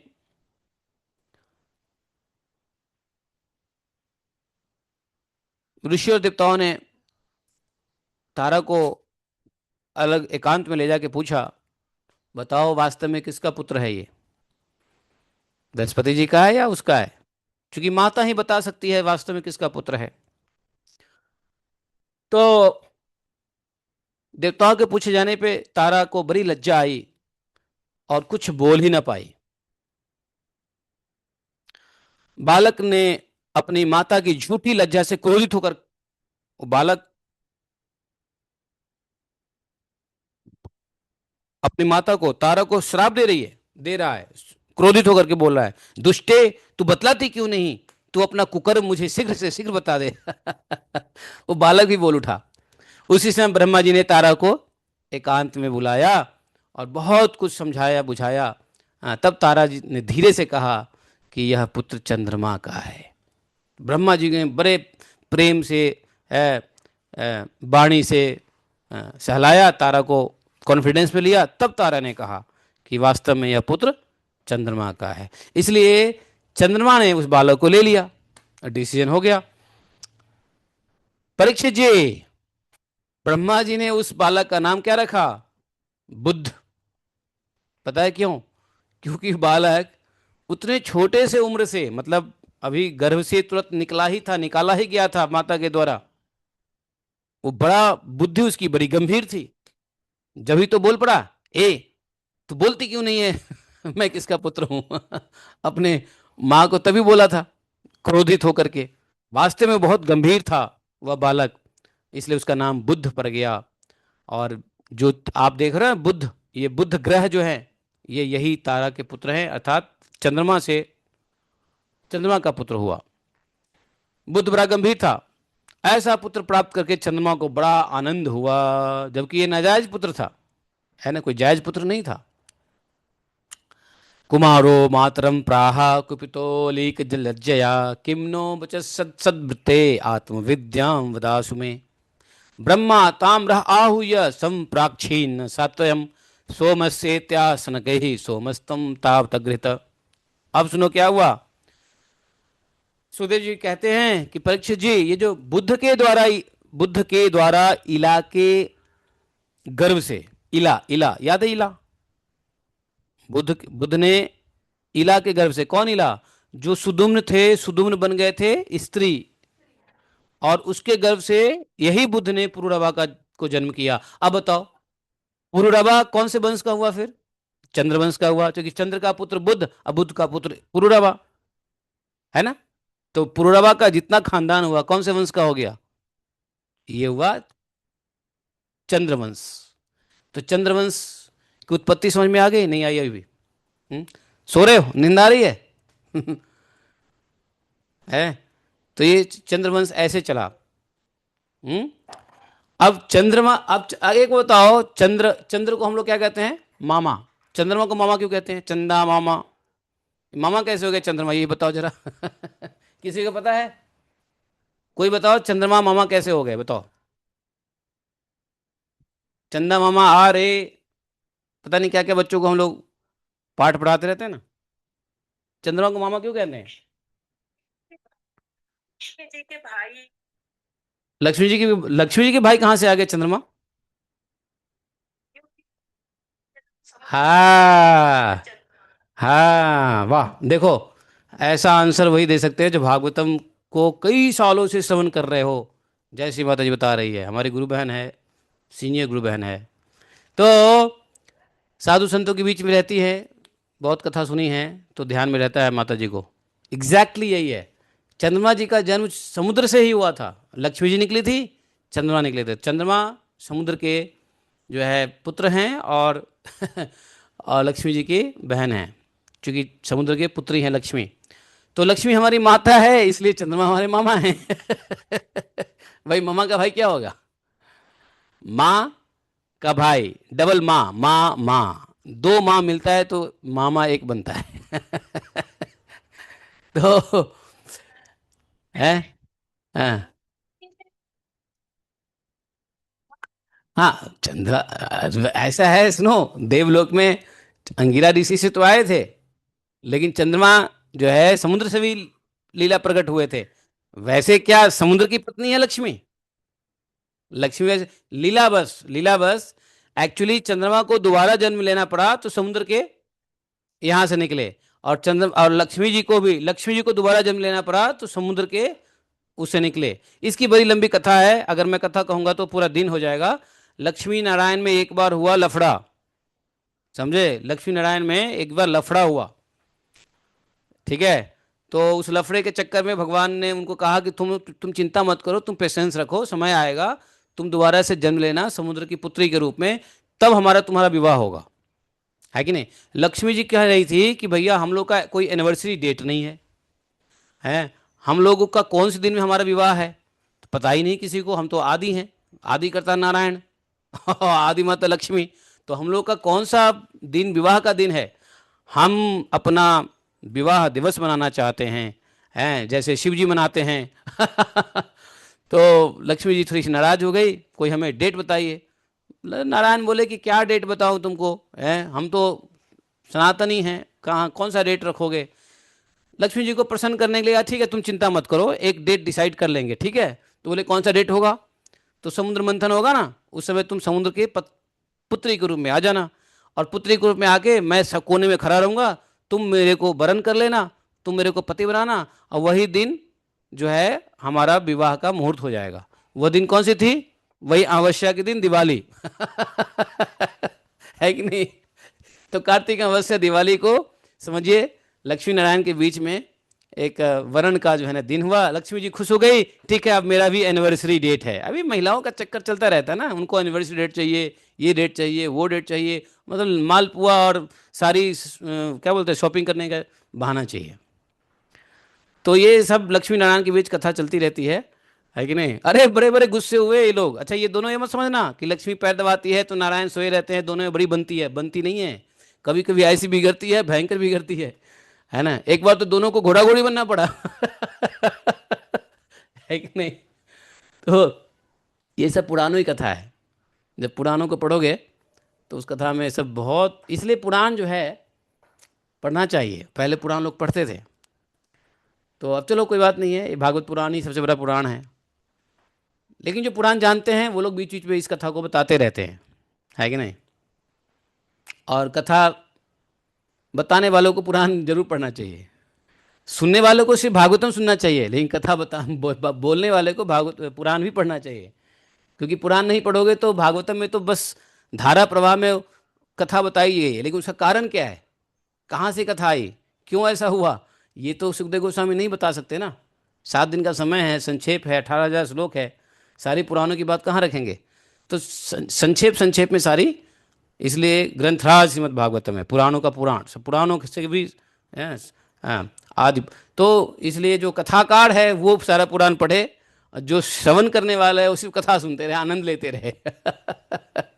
है कि नहीं? तो इसलिए सुनना चाहिए, सुनने से अधिक ज्ञान होता है, पढ़ने से क्या होता है, कम ज्ञान होता है ना? सुनने से अधिक ज्ञान होगा, क्योंकि जो कथाकार होगा वो इतने पुराणों से कथा सुनाएगा, आपको मजा आएगा।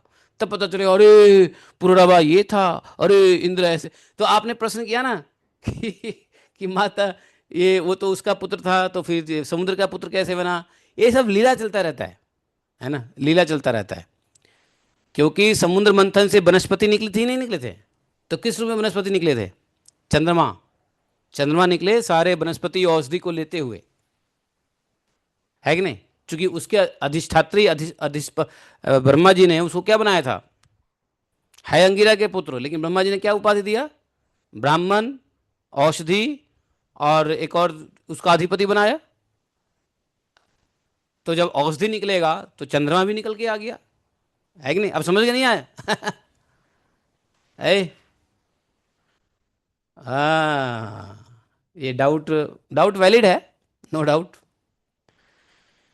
तो इस प्रकार से जो है, हाँ हम कहाँ थे अभी?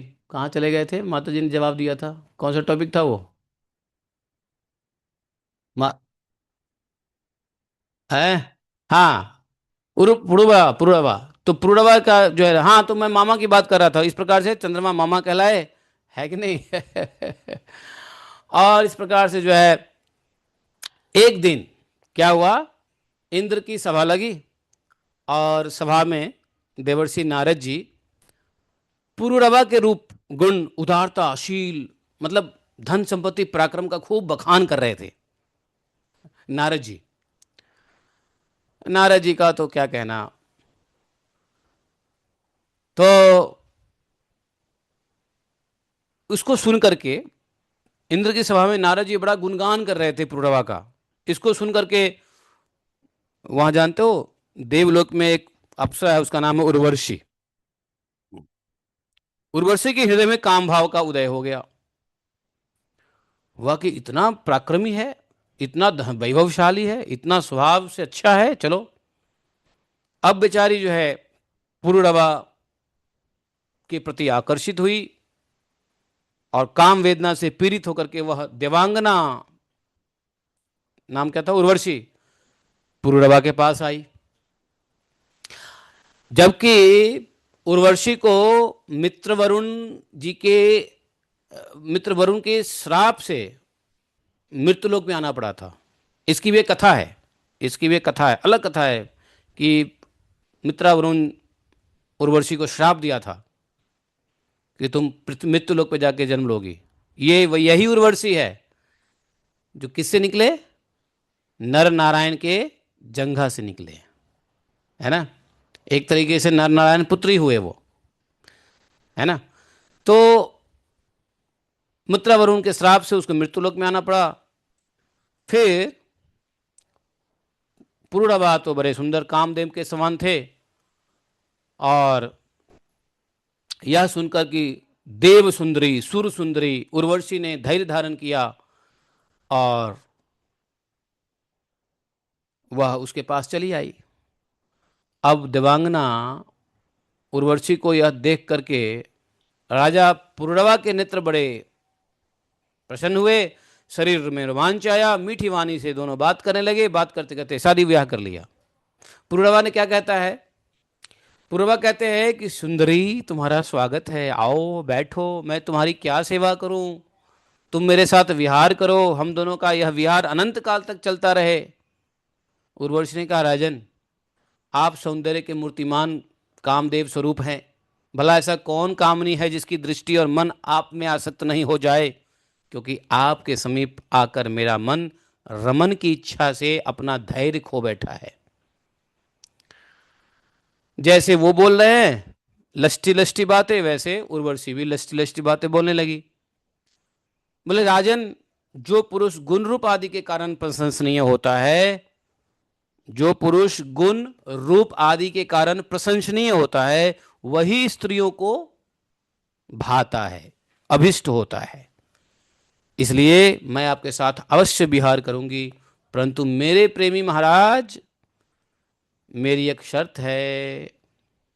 अरे क्या शर्त है? तो उर्वशी बोली कि मैं आपको धरोहर के रूप में एक भेड़ के बच्चे सौंपती हूं, भेड़ का बच्चा, आप इसकी रक्षा करना। ये भेड़ बकरी कहां से आ गया? बोले कि देखो, दूसरी बात ये कि मैं केवल घी खाऊंगी, और सुनो, और मैं नंगी सिर्फ मैथुन क्रिया के समय होंगी, उसके अलावा आप मुझे नंगे कभी नहीं देखेंगे। पुरवा ने कहा ठीक है, ये शर्त मान लिया। ऐसा कहकर उसकी शर्त पुरवा ने स्वीकार कर ली। उर्वशी से कहा, तुम्हारा यह सौंदर्य बड़ा अद्भुत है, तुम्हारा भाव अलौकिक है, यह तो सारी मनुष्य सृष्टि को मोहित करने वाला है। और हे देवी सुनो, कृपा करके तुम स्वयं यहाँ आई हो, तुम स्वयं आई हो, तो फिर कौन मनुष्य है तुम्हारा सेवन नहीं करेगा भाई।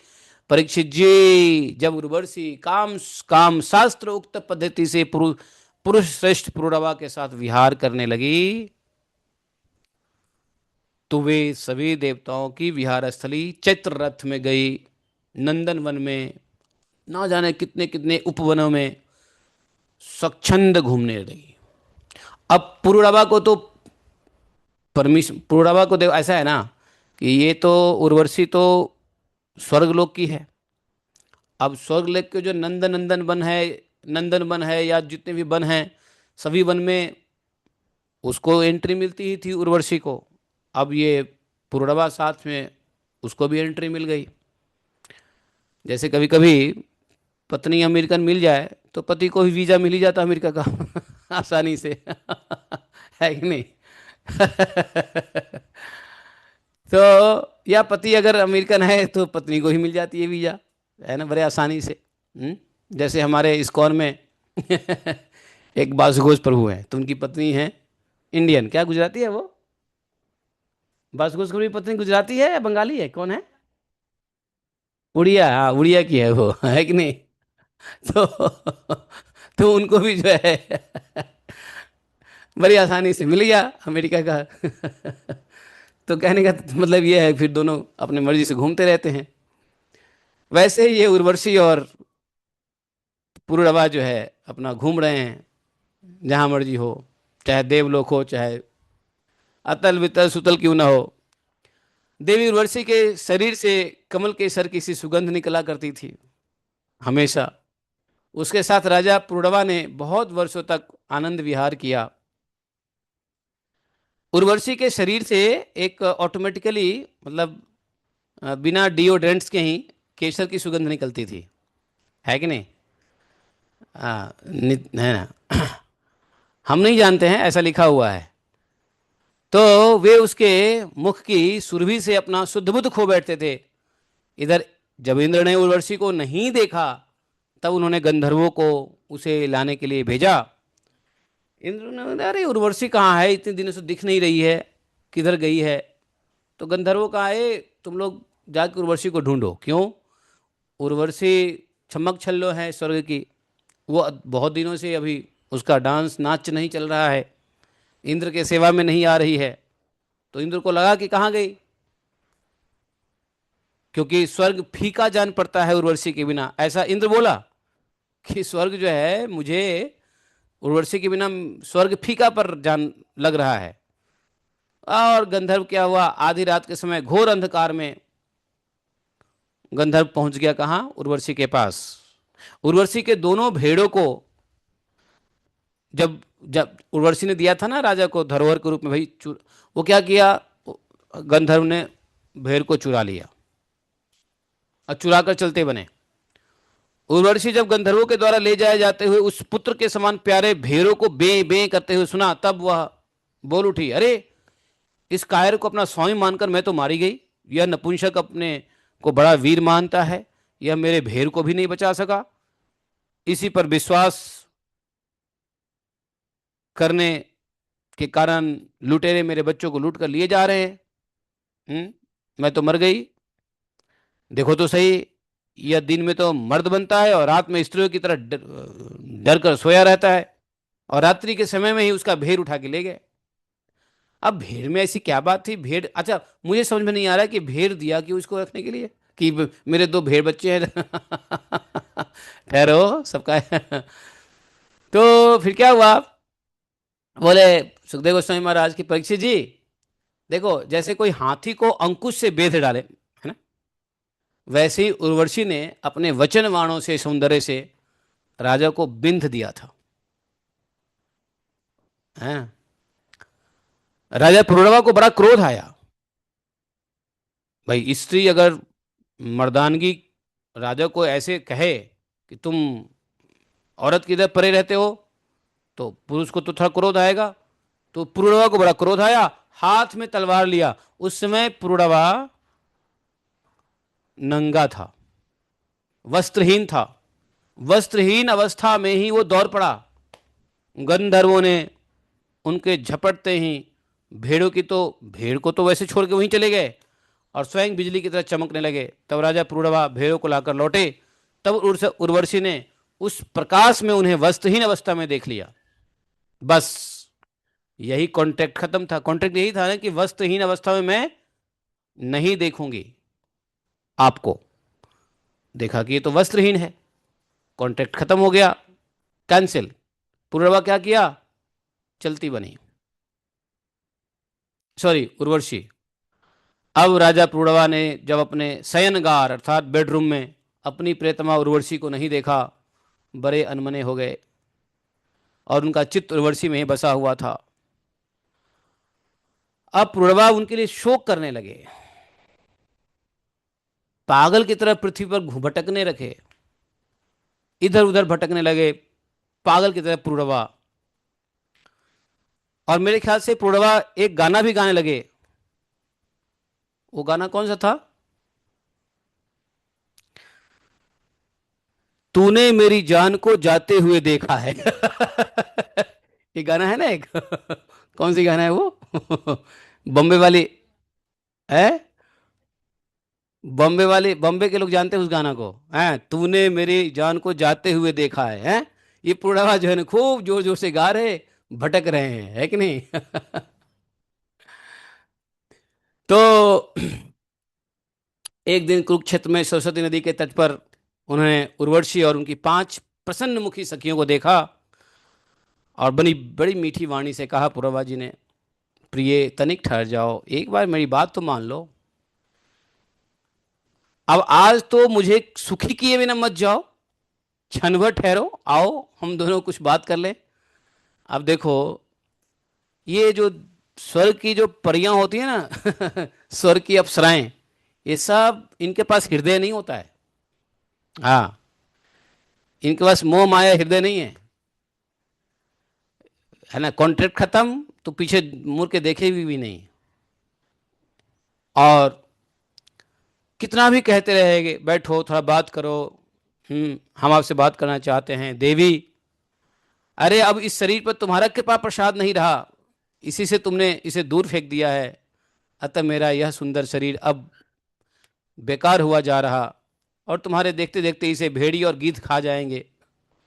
उर्वशी ने कहा, राजन तुम पुरुष हो और अकल ठिकाने ले आओ, इस प्रकार से मत मरो। देखो सचमुच ये भेड़िए तुम्हें खा ना जाएं। और उर्वशी ने कहा, देखो जो उर्वशी ने कहा वे उर्वशी ही कह रही हैं, ये मैं नहीं कह रहा हूं।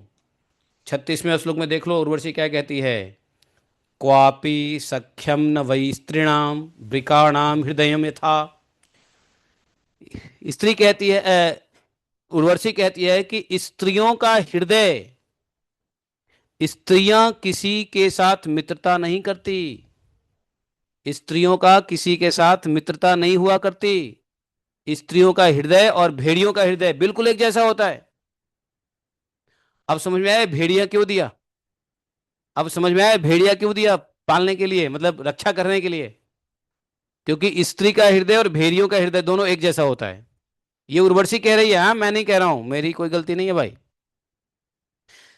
उर्वशी कह रही है कि स्त्रियां निर्दय होती है। अब स्त्रियां निर्दय होती है क्या?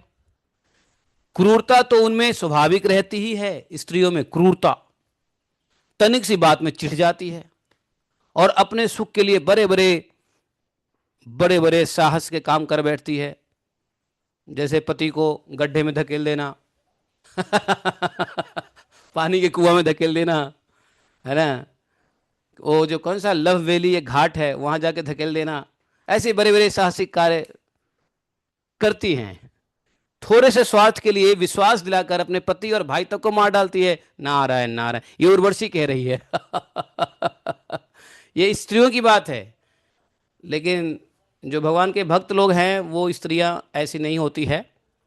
ये उन स्त्रियों की बात है जिसमें भगवान की भक्ति नहीं है, भगवान की भजन नहीं है ना, उन स्त्रियों की बात है। वो स्त्रियां ऐसी, इसलिए ऐसी स्त्रियों जो भगवान के भजन ना करती हो उस पर तो भरोसा ही नहीं करना, है कि नहीं? वो तो वास्तव में ऐसी होती है। पुरुडवा को स्त्रियां वही समझा रही है कि तुम जो है, इनके हृदय में सौहार्द तो होता ही नहीं है, स्त्रियों के हृदय में भोले भाले लोगों को झूठ मूठ का विश्वास दिलाकर फांस लेती है, और नए नए पुरुष की चाट से कुलटा और स्वच्छंद चारणी बन जाती है। तो फिर तुम धीरज रखो, तुम राज राजेश्वर हो, घबराओ मत। प्रतिवर्ष 1 वर्ष के बाद एक रात तुम्हारे साथ, तुम मेरे साथ रहोगे, तब तुम्हारे और भी संतानें होंगी। तो इतना दया किया उर्वशी ने कि बोला कि चलो alternatively once in a year आपके साथ, आप मेरे साथ रहोगे और हमारे और भी संतान होंगे। राजा पुरुडवा ने देखा कि उर्वशी गर्भवती है, इसलिए वे अपनी राजधानी में लौट आए। 1 वर्ष के बाद फिर वहां गए, तब तक उर्वशी एक वीर पुत्र की माता हो चुकी थी। उर्वशी ये पुरुडवा का ही पुत्र था, और उर्वशी के मिलने से पुरुडवा को बड़ा सुख मिला, और वे एक रात उसी के साथ रहे। प्रातःकाल जब वे विदा होने लगे तब विरह के दुख से अत्यंत दीन हो गए। उर्वशी ने कहा, तुम इन गंधर्वों की स्तुति करो, ये चाहे तो तुम्हें मुझे दे सकते हैं। तब राजा पुरुडवा ने गंधर्वों की स्तुति की। राजा पुरुडवा की स्तुति से प्रसन्न होकर गंधर्वों ने उन्हें एक अग्नि स्थली अर्थात अग्नि स्थापना करने का पात्र दिया, और राजा ने समझा कि यही उर्वशी है, इसलिए उसको हृदय में लगाकर वे एक वन से दूसरे वन घूमते रहे। जब उन्हें होश हुआ तब वे स्थाली को वन में छोड़कर अपने महल में लौट आए एवं रात के समय उर्वशी का ध्यान करते रहे। इस प्रकार जब त्रेता युग का आरंभ हुआ तब उनके हृदय में तीनों वेद प्रकट हुआ, और फिर वे उस स्थान पर गए जहां उन्होंने वह अग्निस्थली छोड़ी थी। अरे टाइम क्या हो गया, 9:30, मुझे तो जाना है। अब उस स्थान पर शमी वृक्ष के गर्भ से एक पीपल का वृक्ष उगाया, उसे देखकर उन्होंने उसे दो अरणियां मंथन काष्ठ बनाई, और फिर उन्होंने उर्वशी लोक की कामना से नीचे की अरणी को उर्वशी, ऊपर की अरणी को प्रूरवा, और बीच की काष्ठ को पुत्र रूप से चिंतन करते हुए अग्नि प्रज्वलित करने वाले मंत्र से मंथन किया, और उसके मंथन से जातवेदा नाम का अग्नि प्रकट हुआ। और राजा प्रूरवा ने अग्नि देवता को त्रयी विद्या के द्वारा आह्वानीय, गार्हपत्य और दक्षिण अग्नि, इन तीन भागों में विभक्त करके पुत्र रूप से स्वीकार कर लिया। तो ये तीनों जो अग्नि है ये पुरुरवा के पुत्र के रूप में आ गए, और फिर उर्वशी लोक की इच्छा से पुरुरवा ने उन तीनों अग्नियों के द्वारा सर्वदेव स्वरूप इंद्र अतीत यज्ञ, इंद्रियातीत यज्ञपति भगवान श्री हरि का यज्ञ किया। अब सुनो, दो श्लोक और सुन लो। त्रेता के पूर्व सतयुग में एकमात्र प्रणव ओमकार ही वेद था। सारे वेद शास्त्र उसी के अंतर्गत थे। देवता थे एकमात्र नारायण, और कोई देवता नहीं था। अग्नि भी तीन नहीं बल्कि एक था। वह वर्ण भी एक था, हंस ही था, हंस वर्ण। त्रेता के आरंभ में पुरुरवा से वेद त्रयी, वेद के तीन भाग हुए, और फिर अग्नि त्रयी, अग्नि का भी तीन भाग हुआ, और राजा पुरुरवा ने अग्नि को संतान के रूप में स्वीकार करके गंधर्व लोक को प्राप्त किया। और यह प्रेरणा किसने दिया था? उर्वशी ने। यहां पर एलोपाख्यान, यहां पे एलोपाख्यान, एलोपाख्यान क्यों? क्योंकि एल का पुत्र था ये पुरुरवा, तो इसलिए एलोपाख्यान बोला। चतुर्दश अध्याय समाप्त हो जाता है और हमको निकलना है, इसलिए अब यहीं पे हम लोग भागवतम को समाप्त कर देते हैं। कल हम लोग ऋचिक, जमदग्नि और परशुराम जी के चरित्र का श्रवण करेंगे। ये सब चंद्रवंश में आए हुए हैं, ठीक है। और उसके बाद परशुराम जी और भी बड़े सारे राजाओं का वर्णन होगा। ययाति, ययाति का भी चरित्र इसी में आने वाला है कि नहीं? ययाति का संन्यास होगा। इस प्रकार से दुष्यंत, पुरु के वंश, भरत चरित्र, ये सब, ठीक है। चलिए, बोले ग्रंथराज श्रीमद् भागवतम की जय। एकम शास्त्रम देव की पुत्र गीतम, एको देवो देव की पुत्र एव, एकम अंतश्च तस् नामानि यानि कर्मापि तस्य देवस्य सेवा। त्वमेव माता च पिता त्वमेव, त्वमेव बन्धुश्च सखा त्वमेव, त्वमेव विद्या द्रविणं त्वमेव, त्वमेव मम सर्वदेव देवः। कृष्णाय वासुदेवाय हरे परमात्मने प्रणक्लेशनाशाय गोविन्दाय नमो नमः। हे कृष्ण करुणा सिंधु दीनबंधो जगतपते, गोपेश गोपिका कांतम राधा कांतम नमोस्तुते। तप्त कांचन गौरांगी राधे वृंदावनेश्वरी, वृषभानुसुते देवी प्रणमामि हरिप्रिये। वाञ्छाकल्पतरुभ्यश्च कृपा सिन्धुभैव च पतितानां पावनेभ्यो वैष्णवेभ्यो नमो नमः। जय श्री कृष्ण चैतन्य प्रभु नित्यानंद, श्री अद्वैत गदाधर शिवासादि गौर भक्तवृंदा। हरे कृष्णा कृष्ण कृष्ण हरे हरे, हरे राम राम राम हरे हरे। हरे कृष्णा।